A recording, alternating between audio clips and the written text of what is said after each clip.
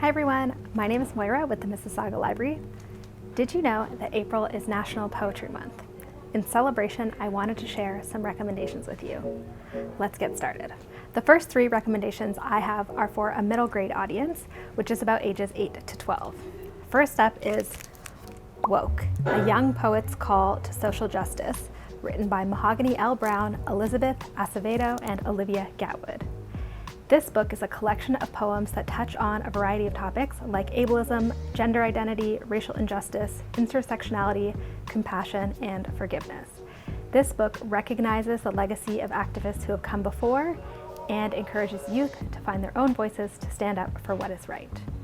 Each poem has a beautiful illustration by Theodore Taylor III, and the poems themselves are accessible and empowering.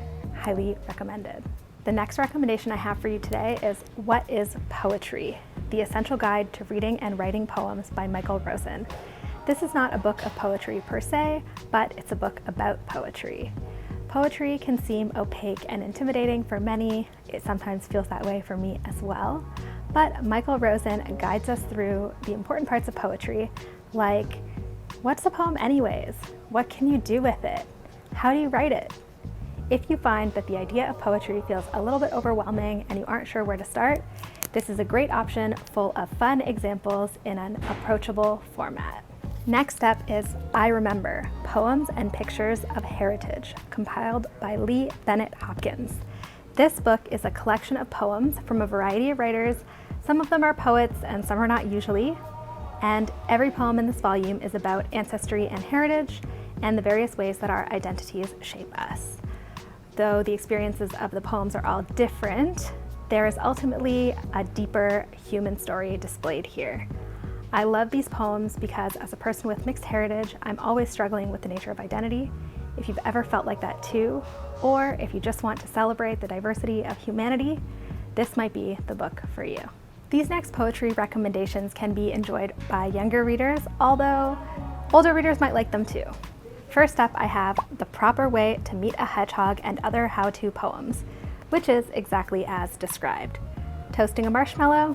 This book has a poem for you. How to be a tree in winter? We've got that covered. How to scare away monsters?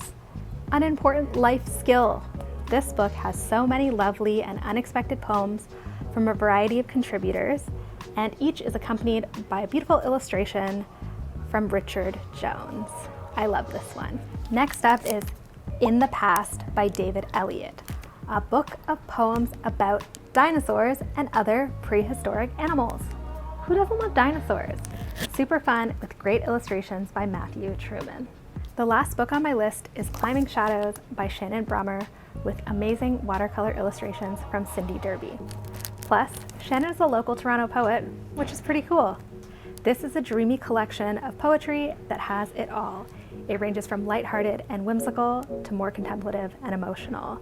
There's something ineffable about this book, and it's definitely worth checking out. So, I hope this video inspired you to explore the world of poetry. It doesn't have to be scary. There's so much out there. There's really something for everyone. If you enjoyed this content, subscribe to our YouTube page and check us out on Facebook for story times and other content there as well. Happy reading! I'll see you guys next time.